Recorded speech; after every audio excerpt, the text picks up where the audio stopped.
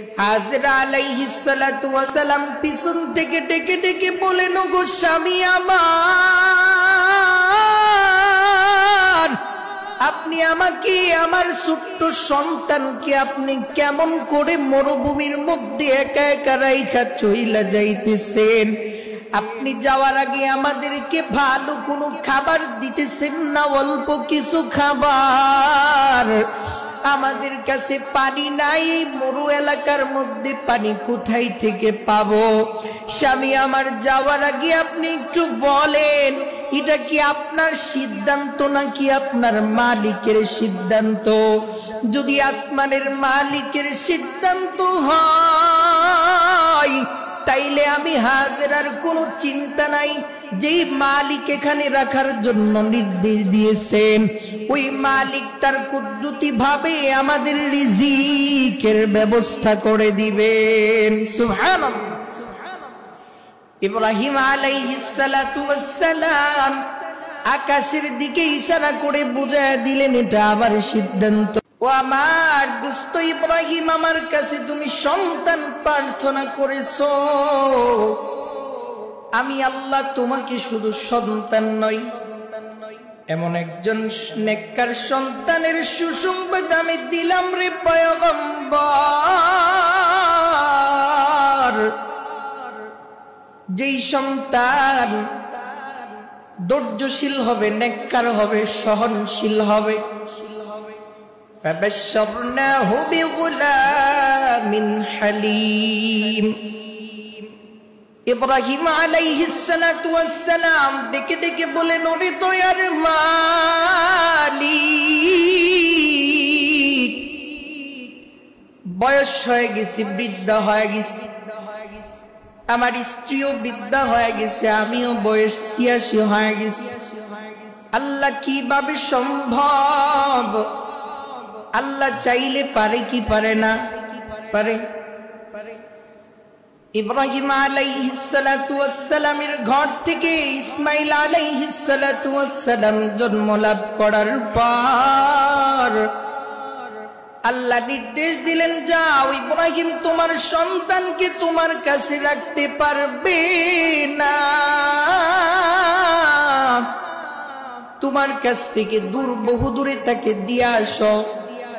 ছোট্ট মাত্র কয়েক মাসের সন্তানকে নিয়ে ইব্রাহিম আলাইহিস সালাতু ওয়াস সালাম চলে গেল দূর, বহুদূর মক্কার আরবের মরুভূমির মধ্যে একা একা রাইখা চইলা আসতেছে, যেখানে কোনো গাছ নাই, কোনো পাখি নাই, কোনো মানুষ নাই, এমন একটা জনমানবহীন এলাকা।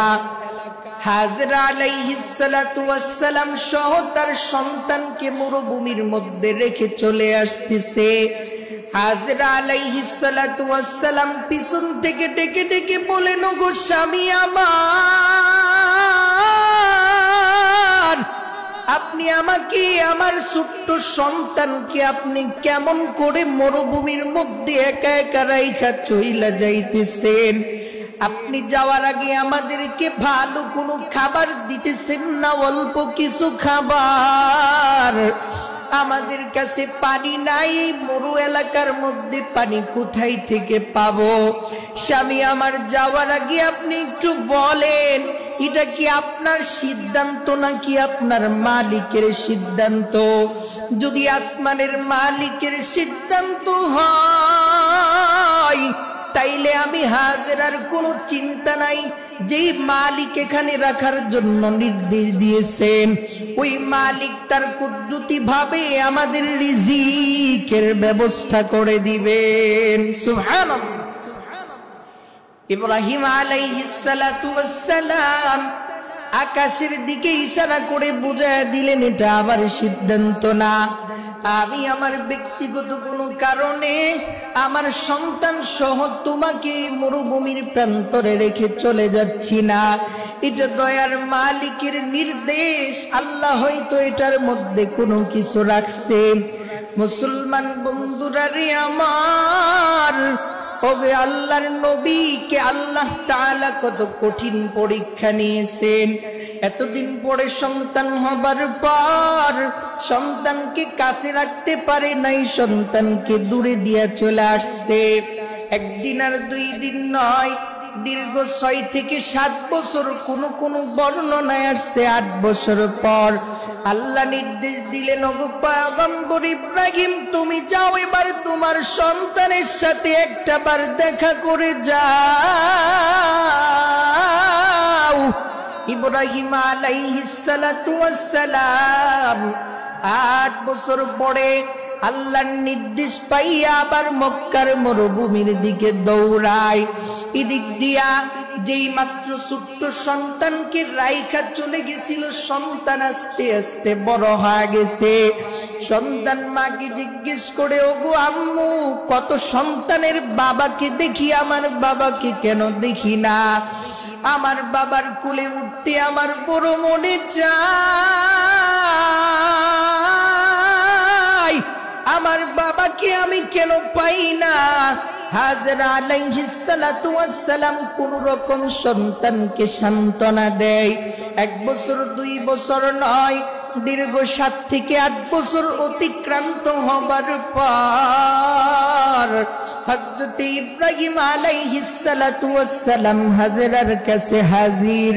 এবার হাজরা দীর্ঘদিন পরে স্বামীকে পাইয়া বড় আনন্দে আত্মহারা, সন্তানকে ডেকে ডেকে বলেন, তাকায় দেখো, ওই যে ঘোড়ার পিঠ থেকে নামতেছেন, এটা তোমার বাবা ইব্রাহিম পয়গম্বর। যাও যাও, তোমার বাবার সান্নিধ্য তুমি অর্জন করো।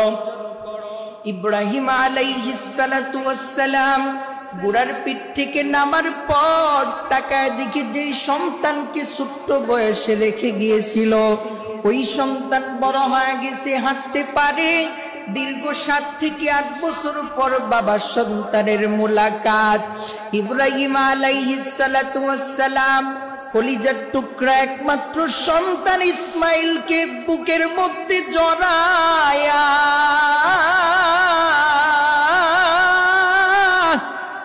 পয়গম্বর ইব্রাহিম তার সন্তানকে কোলের মধ্যে নিয়ে চোখের মধ্যে গালের মধ্যে চুমা খায়। এমন ভাবে সন্তানকে তিনি বড় মায়া করে আদর যত্ন করতে শুরু করলেন। আকাশের ফেরেশতারা ডেকে ডেকে বলেন, ওগো দয়ার মালিক, তাকায় দেখো 8 বছর পরে ইব্রাহিম তার সন্তান ইসমাইলকে পাইয়া তোমাকে ভুলে গেছে। আল্লাহ বলেন, না, আমাকে আমার ইব্রাহিম কোনোদিন ভুলতেই পারে না। ফেরেশতারা বলেন, না গো আল্লাহ, আপনি তাকায় দেখেন সন্তানের প্রতি কত মায়া, সন্তানের প্রতি কত দরদ, সন্তানের প্রতি কত ভালোবাসা। আল্লাহ ডেকে ডেকে বলেন, ফেরেশতারা, তোমরা কি দেখতে চাও ইব্রাহিম আমাকে বেশি মহব্বত করে না তার সন্তানকে বেশি মহব্বত করে? আকাশের ফেরেশতারা বলে, মালিক, আপনি একটু দেখা দেন। আল্লাহ রাতের বেলা ইব্রাহিম পয়গম্বর ঘুমানির পরে স্বপ্নে দেখাইলেন, ইজবাহ মা তুহিব্বুক, ও পয়গম্বর ইব্রাহিম, ও দুষ্ট খলিল আমার, তুমি তোমার প্রিয় মুহাব্বতের জিনিসটা আমি আল্লাহর নামে কুরবানি করে দাও।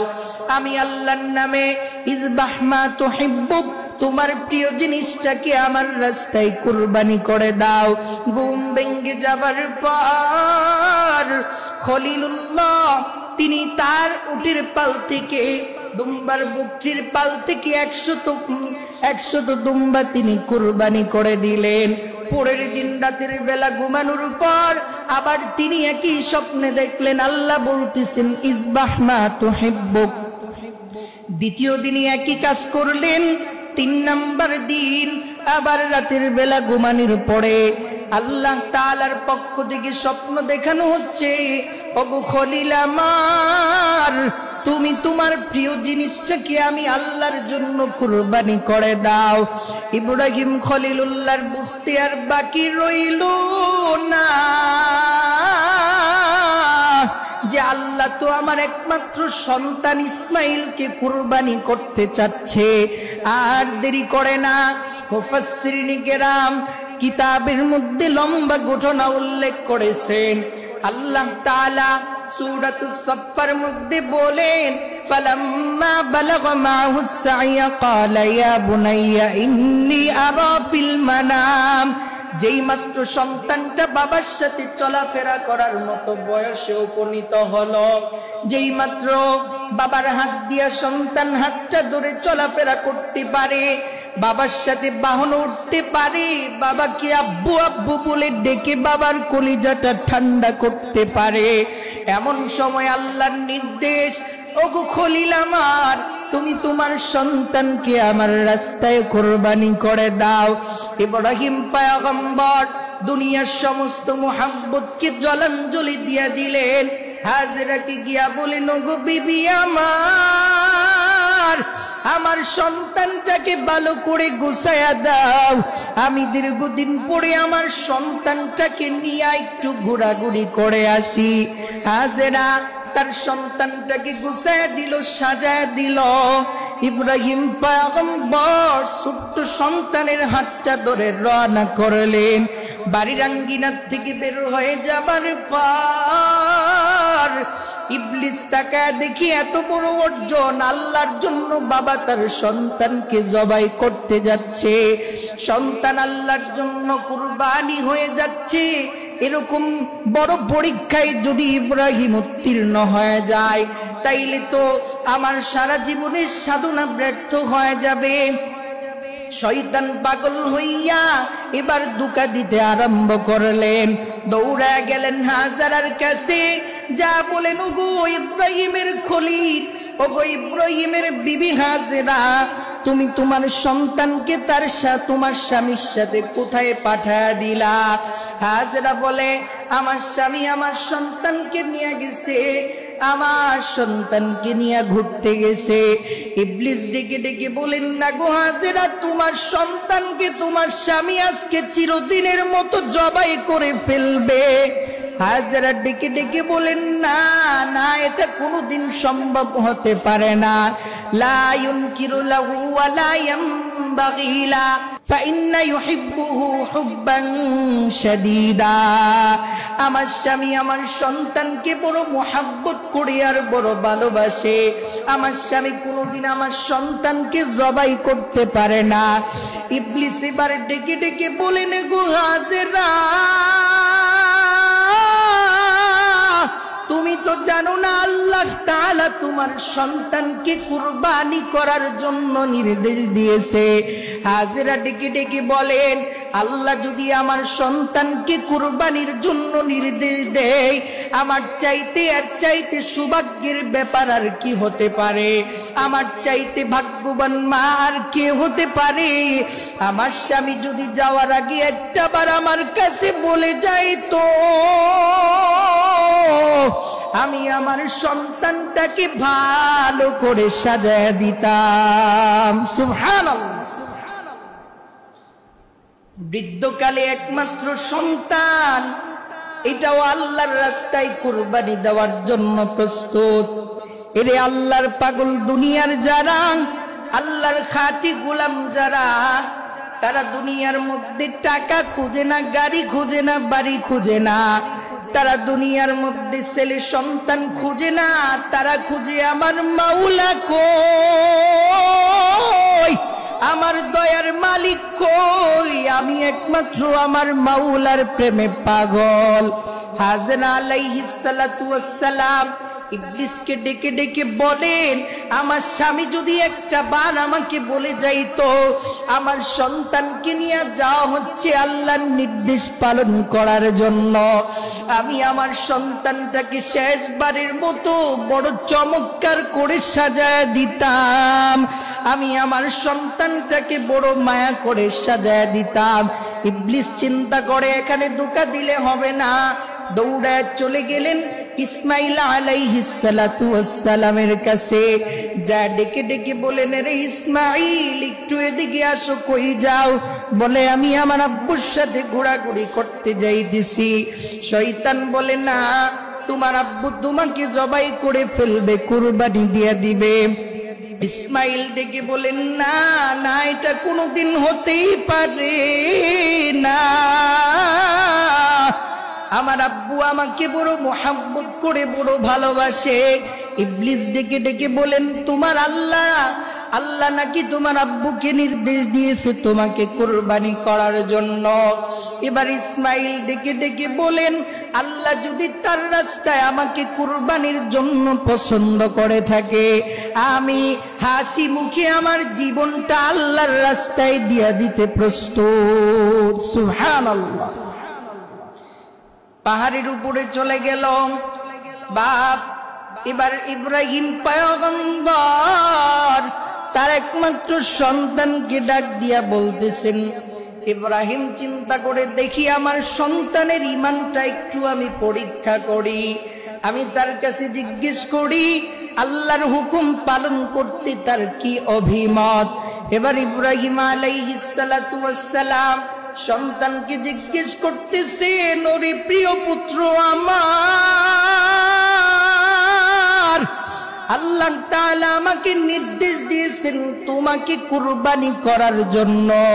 ফালাম্মা বালাগা মা'আহু সা'য়া ক্বালা ইয়া বুনাইয়া ইন্নী আরা ফিল মানাম, ওরে সন্তান আমি স্বপ্নে দেখেছি, গতকাল রাতে আমি স্বপ্নে দেখতেছি, আন্নী আযবাহুক, তোমার গলার মধ্যে আমি তরবারি চালাইতেছি, ফানজুর মাযা তারা, এরে সন্তান তোমার কি অভিমত, তোমার কি রুচি, এই ব্যাপারে তোমার সিদ্ধান্তটা কি আমাকে বলো।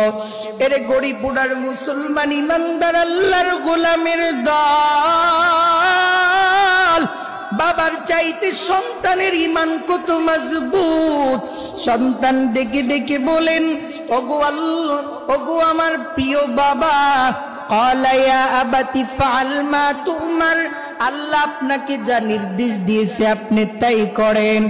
ক্বালা ইয়া আবাতি ফাআল মা তুমার, আপনার আদেশ যা দেওয়া হয়েছে আপনি তা পালন করেন। সাতাজিদুনি ইনশাআল্লাহু মিনাস সাবিরিন, আপনি নিশ্চয়ই আমাকে আপনি ধৈর্যশীলদের অন্তর্ভুক্ত পাবেন। আমি আপনার তরবারির নিচ থেকে পালায়ন করব না, আমি আপনাকে এই কাজের মধ্যে কোনো বাধা দিব না। ইব্রাহিম আলাইহিস সালাতু ওয়াস সালাম সন্তানের স্বতঃস্ফূর্ত জবাবটা পাবার পর সন্তানকে বুকের মধ্যে জড়ায়া ধরলেন, ডেকে ডেকে বলেন, ওরে প্রিয় বাবা আমার, আয় আমার বুকের মধ্যে আয়।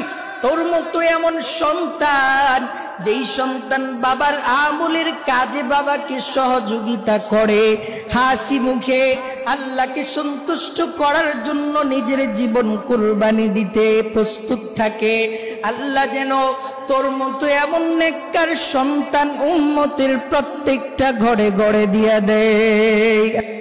ইব্রাহিম আলাইহিস সালাতু ওয়াস সালাম সন্তানকে শেষবারের মতো বুকে জড়াইলেন, দোয়া করলেন।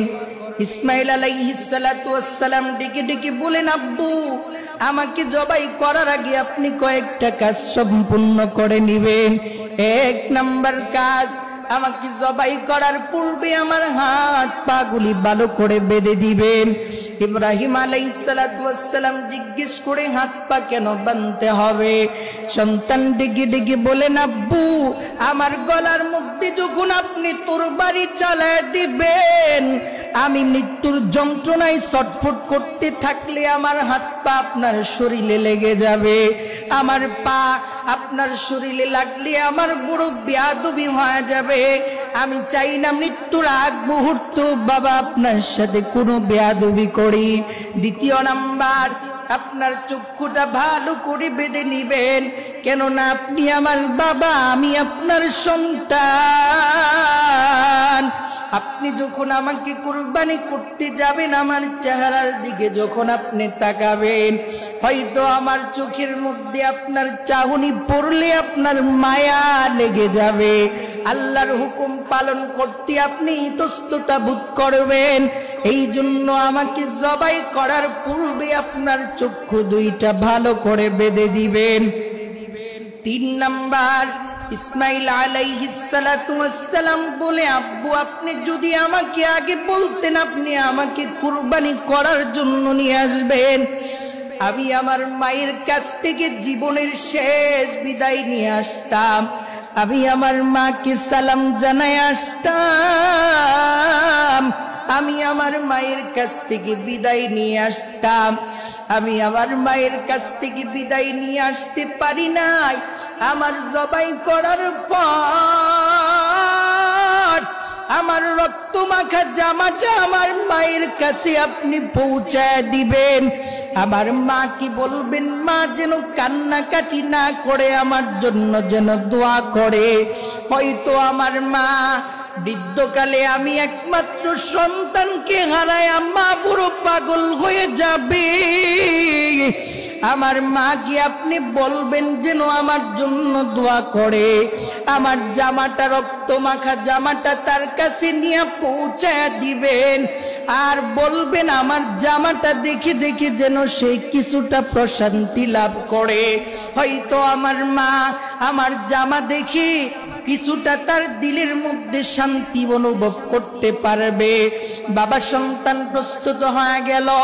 ফালাম্মা আসলামা ওয়া তাল্লাহু লিল জাবিন, ইব্রাহিম আলাইহিস সালাতু ওয়াস সালাম তার একমাত্র সন্তানকে হাত পা বেঁধে উপর করে শোয়া দিলেন, গাড়ির মধ্যে ছুরি চালাইতে আরম্ভ করে দিলেন। আল্লাহ পিছন থেকে ডাক দিয়া বলেন, ওরে ইব্রাহিম পয়গম্বর, দয়া করে এবার একটু থামো, তুমি যা স্বপ্নে দেখেছিলে এটা তুমি বাস্তবায়ন করেছো।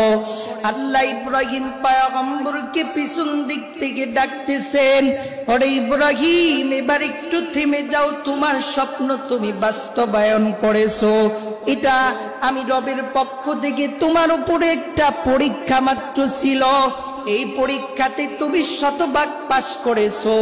আমি আল্লাহ শেষ বয়সে তোমার একমাত্র সন্তানটাকে জবাই করাইতে চাইছিলাম না, আমি দেখাইতে চাইছিলাম যে আমার হাবিব, আমার বন্ধু যারা হয়, আমার খলিল যারা হয়, আমার পেয়ারা বান্দা, আমার মুহাব্বতের বান্দা যারা হয়, তারা শেষ বয়সে একমাত্র সন্তানকেও আমি মাওলাকে খুশি করার জন্য কুরবানি দিতে প্রস্তুত হয়ে যায়। সুবহানাল্লাহ।